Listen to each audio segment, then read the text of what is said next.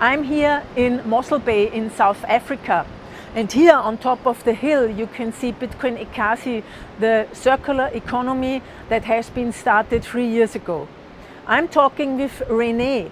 She is the founder of Simply Sow, an organization that takes care of abandoned and neglected babies.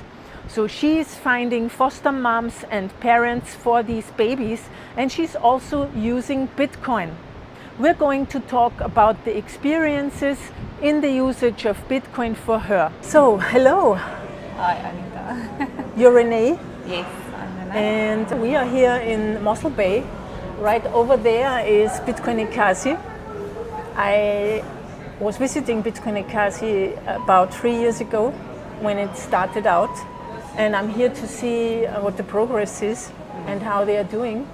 And it's great to see you here because the last time we didn't meet because you haven't been into Bitcoin at all. No. Please introduce yourself. What are you doing and what is your project? Okay, so I'm René. I am here in Mossel Bay station, and we are from Simply Sow. We started this organization in 2022, September, and it's an organization where we look after abandoned and neglected babies.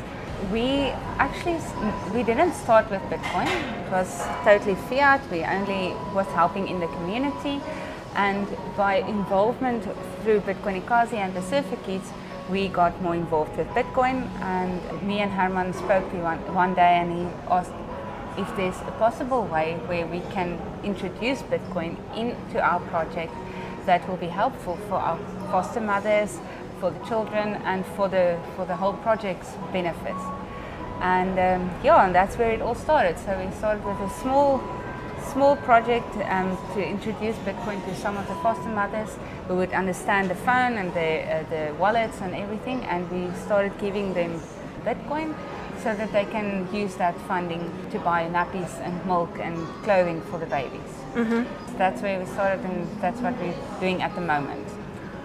Okay, so and how's your personal journey in Bitcoin? How did that start? I mean, because you don't start an organization and just because someone tells you, you start implementing Bitcoin.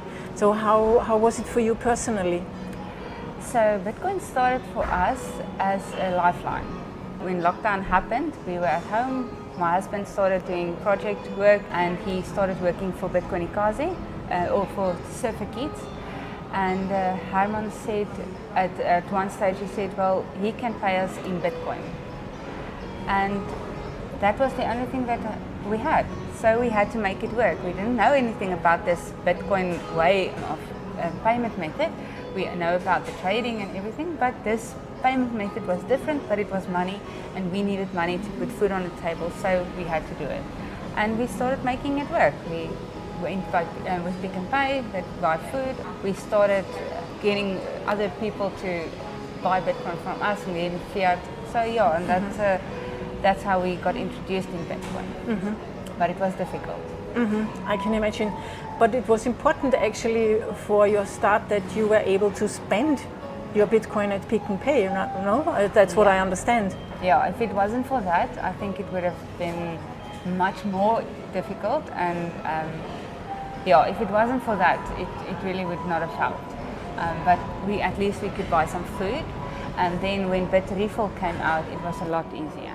You can buy petrol, you can buy at other stores as well. So that makes it easier. So it was important that you were able to spend your Bitcoin. Why is that? Well, we have certain things that needs to be paid every month. And I can't have the money that just lie somewhere and I can't use it.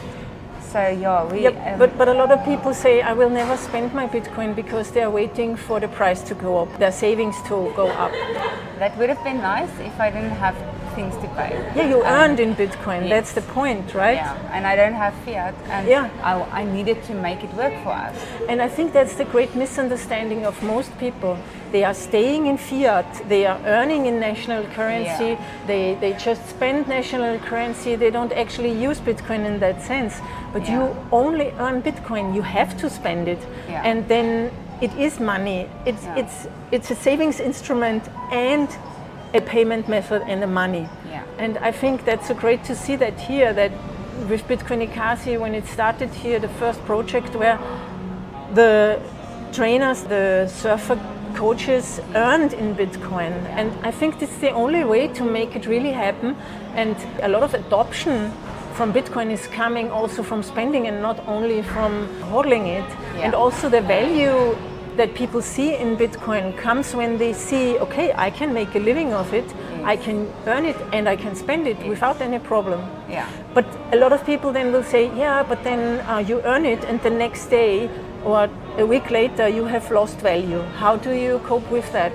At first it was difficult, but luckily with apps like Blink, you can put it in a stable sat if you need to. But we try to manage it and see what we can, if we have it now, let's pay it now. Let's pay your rent now. You can pay it up front. And there's a lot of times that it actually goes up. So sometimes you lose, sometimes you gain. And you have to see the long horizon, right? Yes, you have to focus, and it does make it difficult. But we've been doing it for 2 years almost, and I won't go back. We made it work. That's great. I mean, you had 2 years. I mean, okay, the first of those 2 years was still hard. Yeah. But the last year, of course, was wonderful. Yeah, much easier.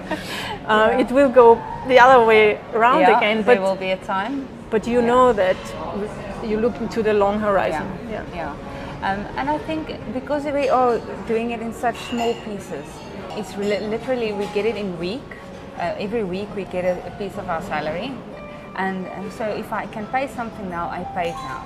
I don't wait. And you can count on that you get it each week. So you can plan for it. You go to Pick and Pay to buy food when you get it on that same day. So you don't lose or you don't gain anything. Yeah. So we do it week by week. We live week by week. And that's how. So it's doable. Yeah, definitely. Okay, great. So basically on the personal side, you live and spend, you earn Bitcoin. You don't have fiat anymore? No. Do you? 100% Bitcoin. Wow, okay, cool. Yeah. And so Simply Sow is an organization that takes care of babies who are being left alone, basically. Yeah. Abandoned or neglected. And it's in Mossel Bay in the Ikasis, or where is it? Yeah, it's close to the Ikasi Center as well with Bitcoin Ikasi, but we have a baby home that will opening very soon in a month or two, which is close to here. And then our foster mothers is also in the rural areas, the township areas. So they are from mostly on the other side of Mossel Bay's rural areas, on Kwanakwaba, and then we move up to Great Brock. How was your experience with the mothers at the beginning? Because I think you started giving them satoshis and installing wallets, right? How did that work out? I think the mind shift for me was very difficult because I realized I have to work with these mothers that either doesn't have a phone or its phone is always off or something, and now I have to explain to them this Bitcoin thing, and I'm using words like decentralized and all that, and they have they say yes, but they have absolutely no idea what I'm saying. So that was a mind shift I had to take and to say, well, I'm just going to start doing it. I'm just going to open it, and even if they say they understand, whatever, I'm just going to start. And when I did that, we started with Wallet of Satoshi, the easiest, most simple app. And some of them actually, I was amazed at what they accomplished. They quickly cashed on because that was also a lifeline for them. That was the money they received and they wanted to use that. They had to use that money. So they made a way. Sooner I think it was a month or two, then we had 4 or 5 mothers already onboarded. And when we got some merchants to accept Bitcoin, they were very happy so that then they can actually just go there and spend the sats there. Yes, because they don't have the means to save. They need the money immediately. They don't save. So also they can't. I mean, okay, so one learning is don't go into these places and explain Bitcoin in a technical way. No. So all the slogans, all the memes we have, all the importance that we see in decentralization and non-governmental money, and I mean, no inflation is really important, but It's still, great, but if you can't save for the long term, then it's not important to you. Yeah. For them, it's basically they earn something, they get something gifted from you. They need it for the babies, for their own food, for everything, for their livelihood, and they need to spend it immediately. So here also the merchants come in. Yes, Right? the merchants, which are very important, because it doesn't help we sit with all of this Bitcoin and there's no merchants to buy from. Exactly. Yeah. So you gave them Satoshis at the beginning, but then you stopped. Why? Well, we are going to stop now because we feel that we were just giving, and now it's just I want some more, because now I can get something at the shop with it. So we want them to explore a little bit more about the real Bitcoin behind it, and to make it work for them in the long run, because we know that funds run out. We know our funding is not going to last forever, and then what then? That parent with all those children just sit there with nothing. You made them depending on Bitcoin, and then they don't get any more. Yeah. So, and that's not the point. So we want to help them learn more about the Bitcoin backside, basically, the story behind everything, and then earn in Bitcoin. So that's a new project we want to start. So we're gonna implement it with education at first. Come to the classes, and then you get some sats, or do this, and then you'll get some sats. And hopefully we can educate them first, and then maybe find some projects while learning them, getting to know them better, see what they can do, what they can make, what the services they can provide, and then we can use that and get them a living, making a living in Bitcoin. Yeah, that would be great, because it's sustainable in the long run. Yeah. Yes. And you told me you now have an organization called Simply Sow BTC. Yes. So that's basically the one part is focusing on the foster care and the moms and the children, and the other part is focusing on the education. We started with Simply Sow doing this because it was a powerful tool. We used Bitcoin to fund ourselves and to help our cause, but now it became much more. So we really want to focus on the Bitcoin side, but we realized that we have to split. So our resources and everybody make a shift, and we're going to do Simply Sow BTC, which does the Bitcoin part, education, onboarding, and all that. And then the other part is just for the parents and the babies. And you told me you found a young man living here or from the city who is very interested in Bitcoin and is going to help you with that. Do you want to tell us a little bit about him and what's his tasks basically? Yes, he's a very energetic young man. He is from Great Brak. So our Bitcoin circular economy that we are going to focus on is Great Brak area. And he's a local there, he's been living there forever. So he knows all the people there, he knows the shops, he knows the people and the connections and how life is working there. He's living there. Yeah, he's living there. Yeah, he's part of the community, and so he's going to onboard some shops.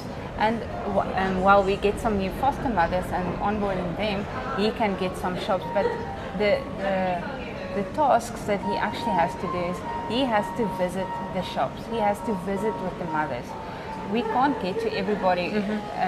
If we expand like that, we can't get to everybody, and then somebody's wallet is outdated. Now he's stuck. He can't do anything. Or the merchant wants to know how to use this, or how to improve this. So his task will be mainly with that, onboarding merchants and explaining to them, keep them updated, and also helping them to learn more about Bitcoin, saving or spending or whatever on that side as well.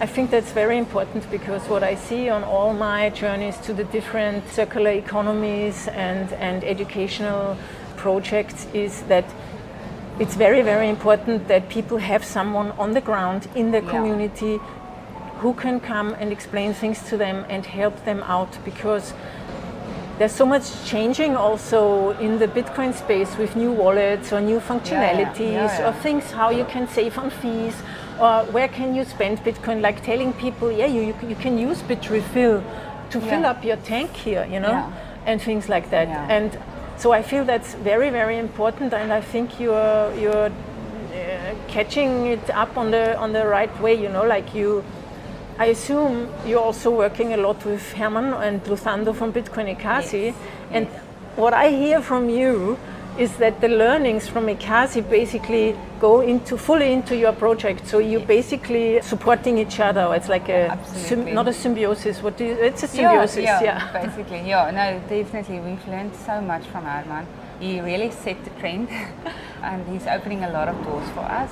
And with Luthando as well, we can use him as an example, and we can bring out the new kids and letting them work with him, onboarding the shops and everything. So it's actually a very good help. It was great did you see the talk of Luthando at the conference at Adopting Bitcoin Cape Town, like 2 weeks ago? Luthando gave his talk about his experiences, how he started out using Bitcoin, earning it as a surfer coach, and then going home to his community and onboarding the first merchants. And I've seen him 3 years ago, and he's completely changed.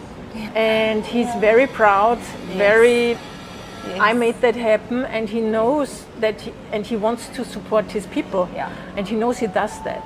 And I feel that's so great. And also then there was this politician, Helen Sille, I think she's called, she was the former mayor of Cape Town. And she heard Luthando speaking, and the first words she said in her speech was, "Oh, that's great. Now I know that Luthando is using Bitcoin in Ekasi, and I think that's great." And she learned that there's another point to Bitcoin than just being a trading and investment tool. And that's exactly what's so important in our work, basically, to popularize Bitcoin as money, as something that really helps people and also supports the so-called poor people, sorry to say it that way, but it's true. Like, you know, in many European countries or in the US, it's like folklore, you know, you have the poor people, but they live and breathe here, and they are more than we are in the Western world, much more. So from that perspective, I really love to hear what you're doing, and I wish you all the best for it. What would you say, what was the biggest learning for you in the whole journey? I think the thing is, it's easy to get a person to adopt Bitcoin, putting a wallet on and so on, but for the merchants it is difficult. You've got a whole back end with SARS and your accounting and all that comes into mind. But the innovations has been amazing. So there is really some tools that you can use, and you can actually make it happen. You can live with only that. They can work with it. So I think that's the biggest hurdle we have to overcome. The merchants, right? Yeah. The merchants. What you told me before, like some merchants, what do? They adopt it first, so they accept it, but then why do they stop again? Because nobody comes to buy in Bitcoin anymore. So if you only have a merchant and there's 1 or 2 people that uses Bitcoin to go and buy them at the shop for once a month, then they forget about it. Oh, it's just a Bitcoin wallet, and they got 100 Rand or 200 Rand maybe. So then it's not important anymore. And that's why we also have this boots on the ground guy that can actually go there and talk to them about it and keep them updated. And exactly. It stands and falls with the contacts you have. Because we were in Swellendam yesterday at the Republic of Swellendam restaurant. They accept Bitcoin. And we came and we said to the waitress, we would like to pay in Bitcoin. And she disappeared basically. And so the boss came out and says, okay, you want to pay in Bitcoin? Great, let's do it. And then we said, where's the lady? Why is she not coming back? And he said, she's scared. She's so nervous. She thinks it won't work out, and she doesn't know how to do it. But all the way, I mean, in that sense, she only would have needed to show us the Lightning address. So it's not much really, but people are so scared of it because it's new, and sometimes it doesn't work. And then what do I do when it doesn't work? You know, you feel you'll lose your money. stuff like that. Yeah, or you feel you're incompetent maybe or something, and that's quite a hurdle, I think. Yeah, no, and definitely. also helping the merchants to understand, okay, yes, at the moment there will only be 1 or 2 people who are coming. Yeah. Maybe, I mean, if they come every month, then that's quite good.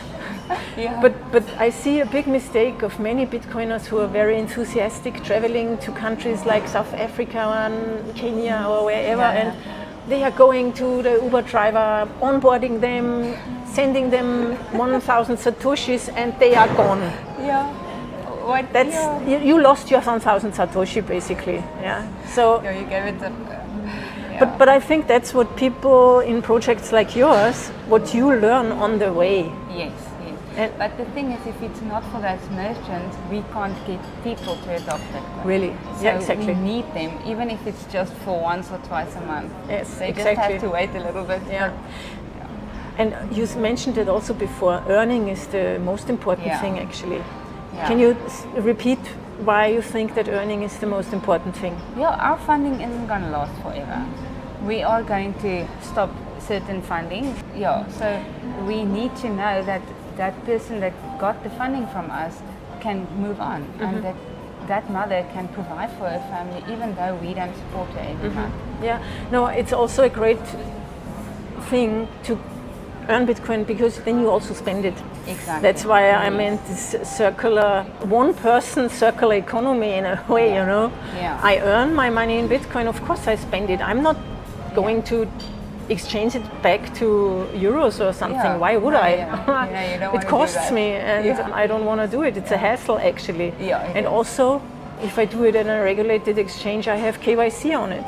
Yeah. But when I earn it, there's no KYC, which is also great for privacy. Yeah, that's perfect.